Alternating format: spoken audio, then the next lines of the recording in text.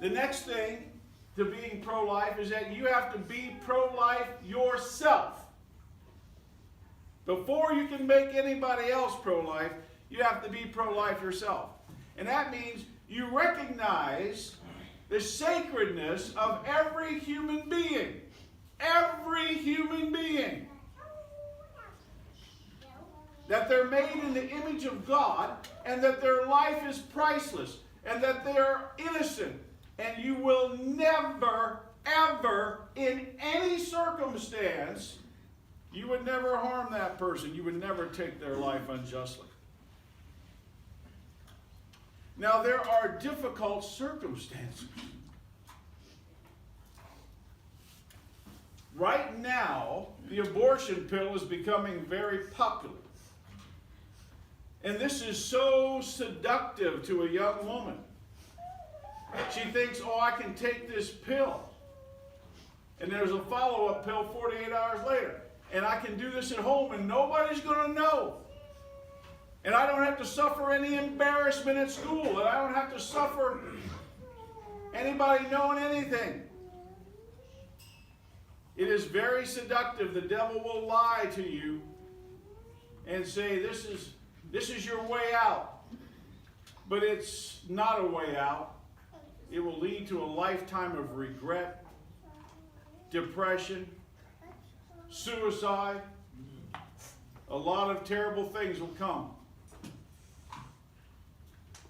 It's not a way out. It's very seductive. Sometimes a woman is raped, and some people say, well, we shouldn't punish her. Let's look at this. If a woman is raped, why should we kill the child of the rapist? Shouldn't we arrest the rapist and punish him? Why should we kill his innocent child? Now, it's true, the mother is going to have to carry that baby, but we had a woman came in our women's center at Sydney years ago, and she had a youngster in her arms, about, I don't know, 10 months old, year old. She had been raped in a parking lot by a stranger, and she had gotten pregnant, and she gave birth to that baby. She said, I love my baby. Doesn't that remind you of that terrible day? No. She said, I look at my baby and I just see a wonderful human being. Why should we turn a mother into a murderer? She's already been raped, for crying out loud. She's already been through trauma. We going to make her a murderer now by killing her baby? That's not helping her at all. God always has an answer, and the answer is always love and compassion and mercy and forgiveness. God always fixes, He never throws away. He didn't throw you away. You and I were all sinners. He didn't throw me away. He fixed me. He healed me. This is always God's answer. Love and mercy and healing in every situation. My daughter Ruth was about 25 years old, and she was a virgin, but she was living in the D.C. area. She went to a nightclub with her girlfriends.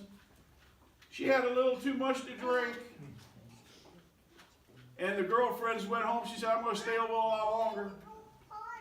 Some bad people put drugs in her drink, and then they abducted her, took her to an apartment, and they both raped her.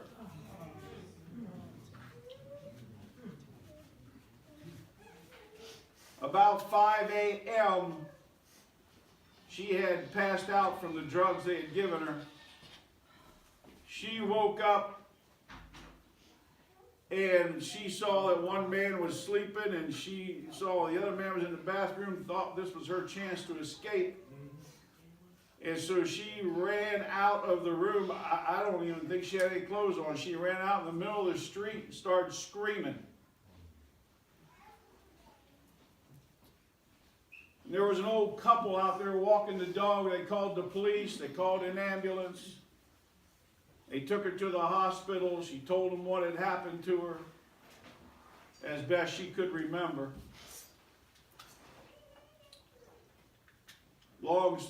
They got to the hospital and they said, well, we'll give you the Plan B pill. And she said, no.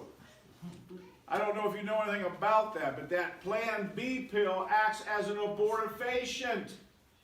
It doesn't stop conception. It stops the newly conceived baby from implanting in the wall of the uterus.